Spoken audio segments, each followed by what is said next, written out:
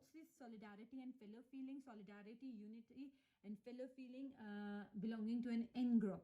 The conflict which promotes the solidarity and fellow feeling within the groups and society is known as corporate conflict. It is also a type of conflict when we based to a single party come to a conflict with another party. This is corporate conflict. This conflict tends to increase the moral and promote the solidarity of the in-group threatened by the out-groups. Like when we are Pakistanis, when we are threatened by Indians, so we all come into conflict with them and our solidarity increases and we say we can do anything, whosoever we are, we get so patriotic, whether they are female, males, children, they say we are going to fight them and we are going to win that war. This is how group solidarity increases. It enlarges the victorious group. So whoever group wins, it becomes the victorious group. Victory, they gain victory and they become enlargement. In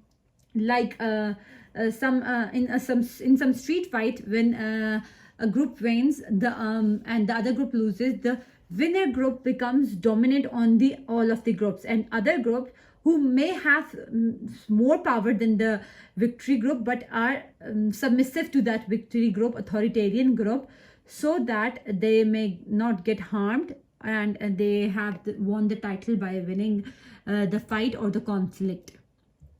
It leads to redefinition of value system. Whenever we fight, we redefine the value system.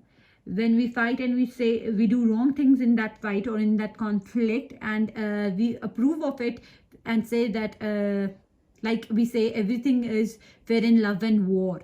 So we redefine everything is not fair in love and war, because when you redefine your value system, you get lower to the humanity.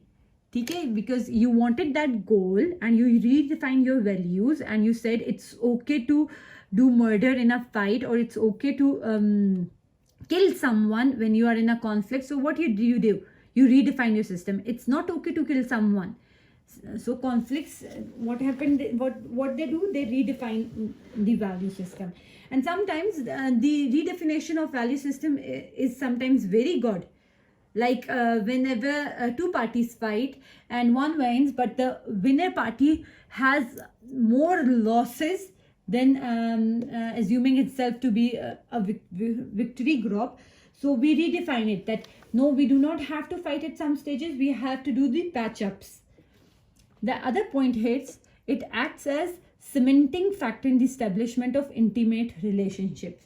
It strengthens the intimate, close relations. Like when a husband and wife have a conflict over something, after that conflict, they become into a very strong bond, like mother and daughter bond. Whenever we had a conflict with our mother, and later we realized no, our mother was right, so the bond between our mother and the daughter strengthened. So they act as the cementing factor.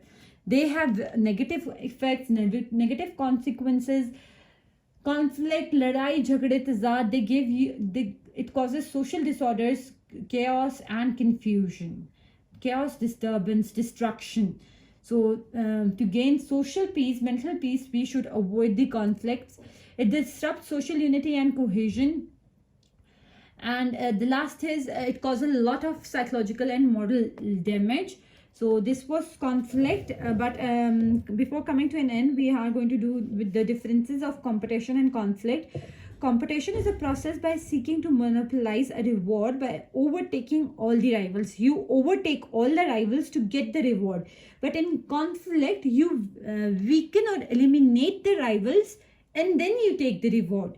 Whereas in competition, you are not interested in the rivals. You are just interested in your goals.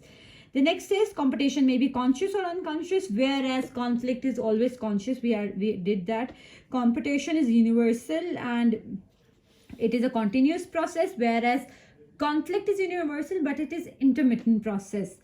Here the number 4th is, here the attention of the individual is concentrated on the object or the goal. It is mostly impersonal in nature. Whereas in conflict, we have already done, we have that the the person is less concentrate about his reward or goal, and more has more concentration on the person, and it is a personal thing, not an impersonal thing.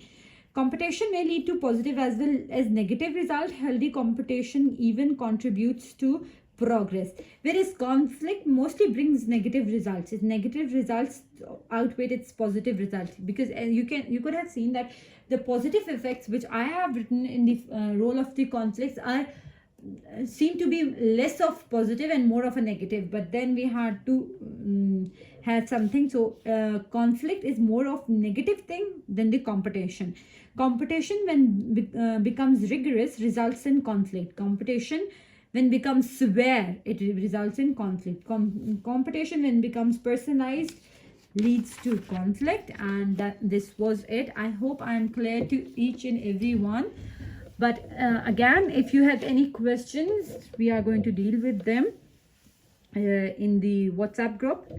So see you again. No, so I'll talk to you again. Take care. Bye.